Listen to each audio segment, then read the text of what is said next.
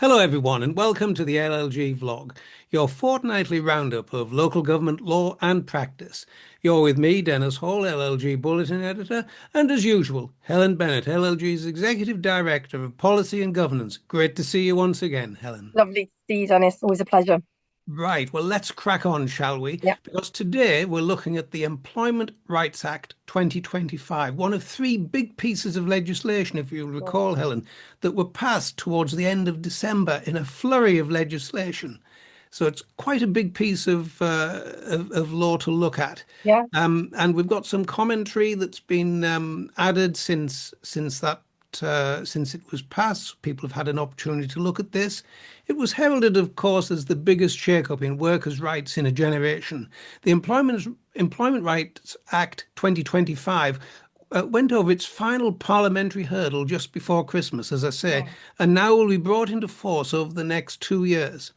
Now, the legislation has been described as a victory for working people in every part of the country, as it would introduce the biggest upgrade to workers' rights in a generation.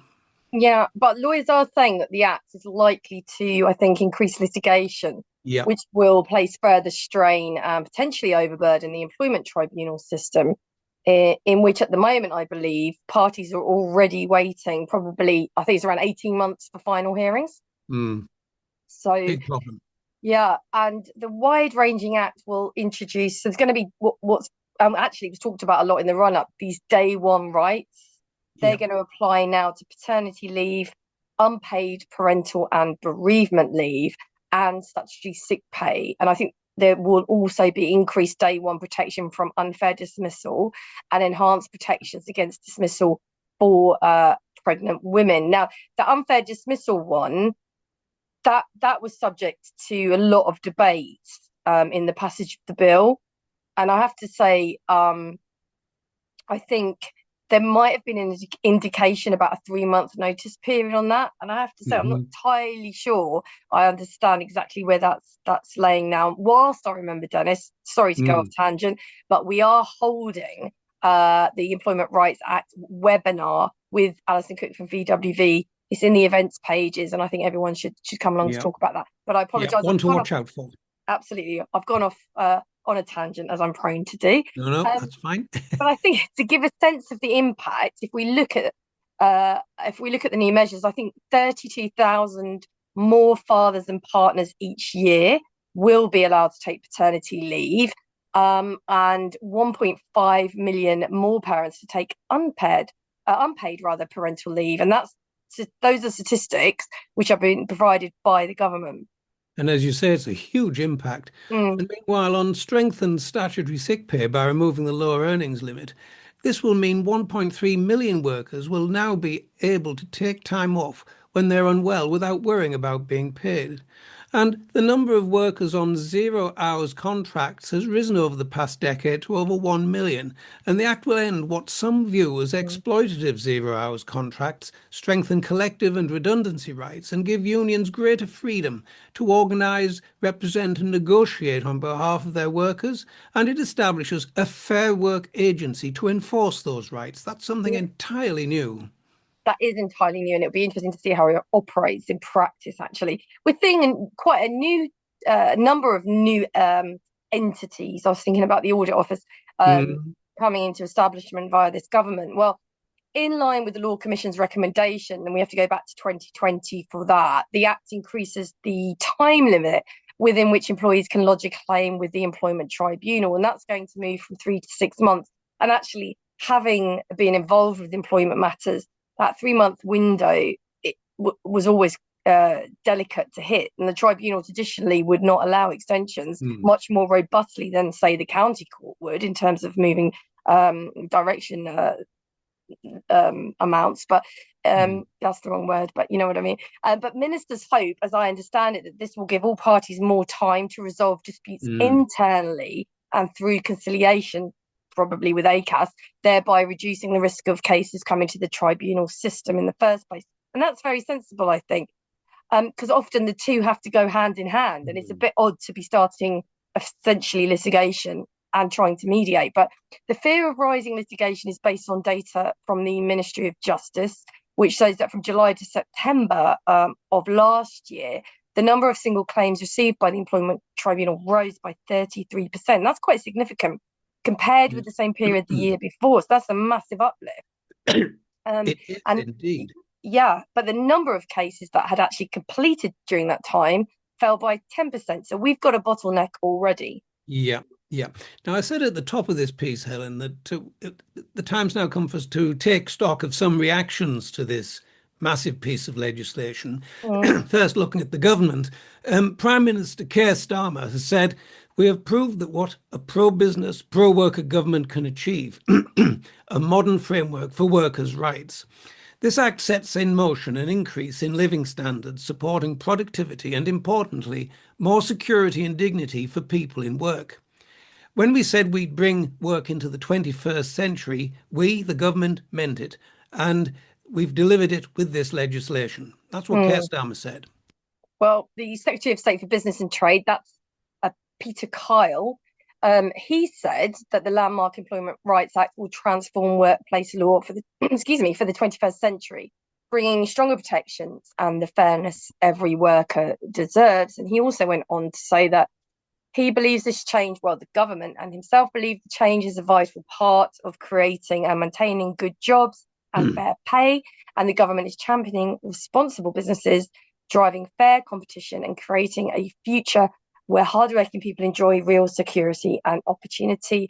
And we will deliver this change, he said, in partnership with businesses, trade unions, and civil society. What I would say is that small businesses do have lots of concerns about this act. Yes, yes, it isn't all entirely one way, is it, the traffic on this? But one of the things we've included today is some interesting commentaries from one of our corporate partners, Brown Jacobson, Mm. because Lee Ashwood, partner in employment law at Brown Jacobson, said this: "While the Employment Rights Act represents the most comprehensive overhaul of UK employment law in decades, its challenging passage through Parliament has somewhat watered down the original bill's promise to fundamentally Yeah. reform workers' rights." So there's a lot beneath some of the headlines, Helen. Yeah, and I think he's absolutely right on that. And he also said, Lee Ashford also said, in particular, the government has been forced to make compromises on key proposals such as fire and rehire and Mm. unfair dismissal protections, while there's still some uncertainty on how other key reforms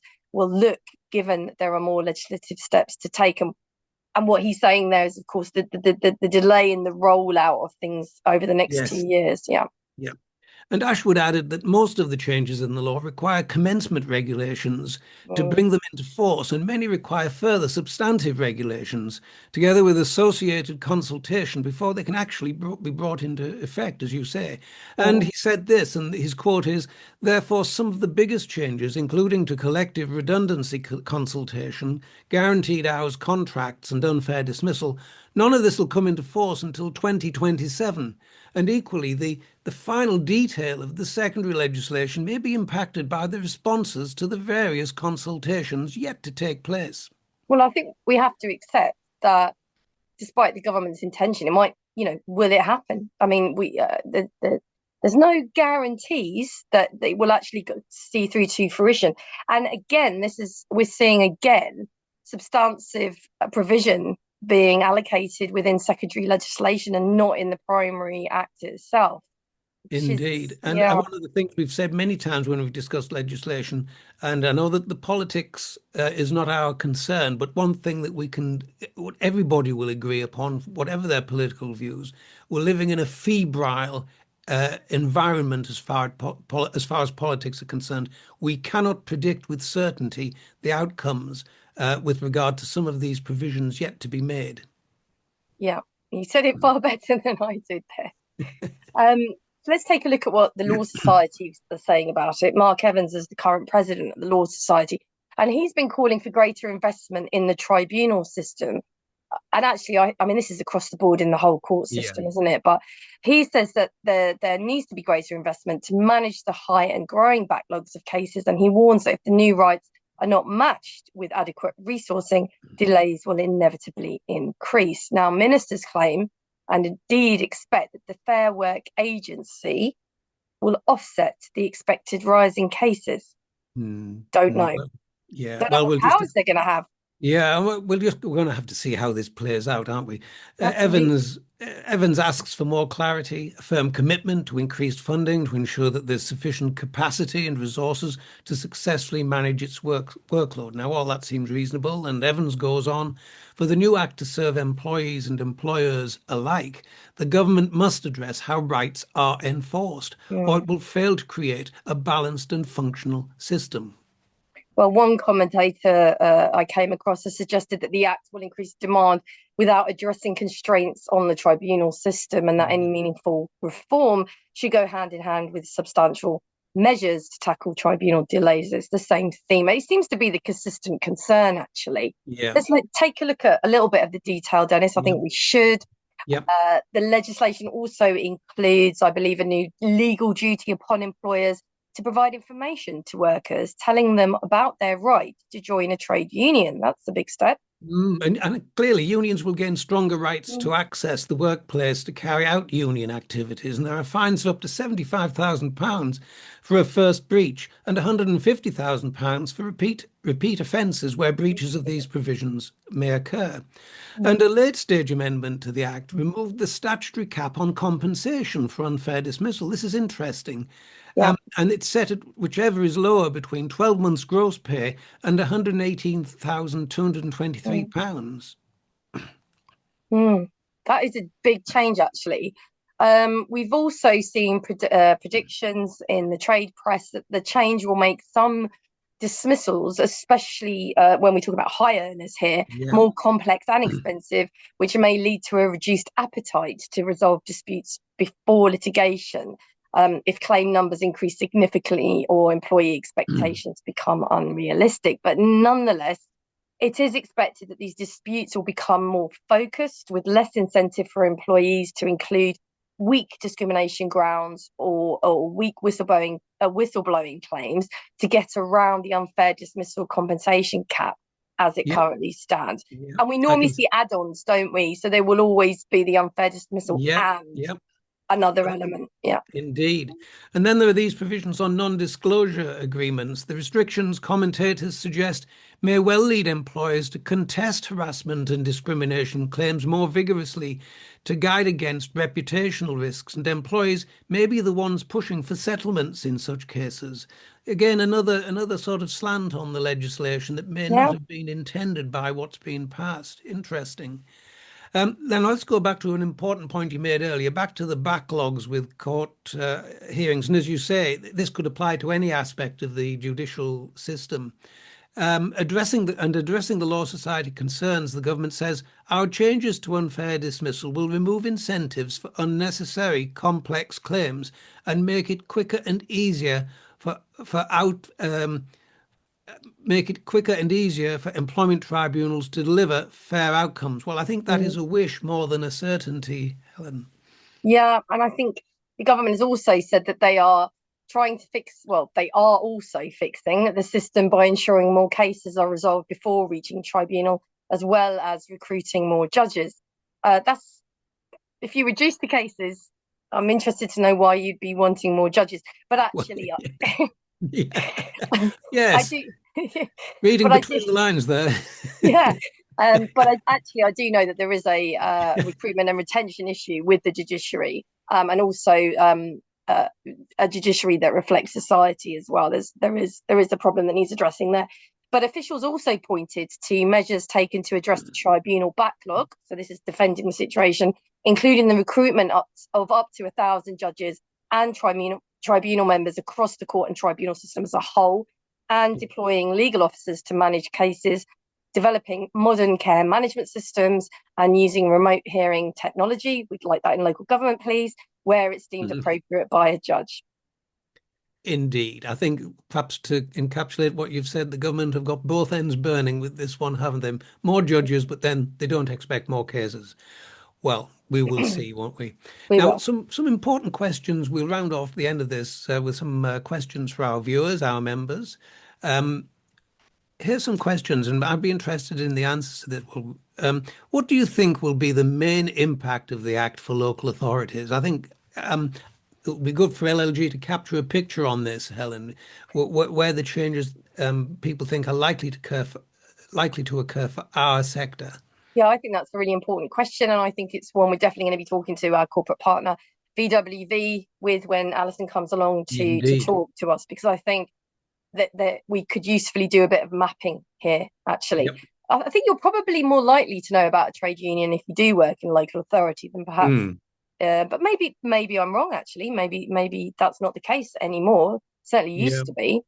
Well, Um, it's an interesting thing. When I came into local government centuries ago, when dinosaurs ruled the world, in the northeast of England, many local authorities operated what was called a closed shop. You had to join a union in order to get a job within certain local authorities. Now, that was at one extreme, and all yeah, that was abolished in the 1980s. that's really And we're interesting. not going back to that, but that shows you one extreme and how the law has developed since then. Yeah, yeah.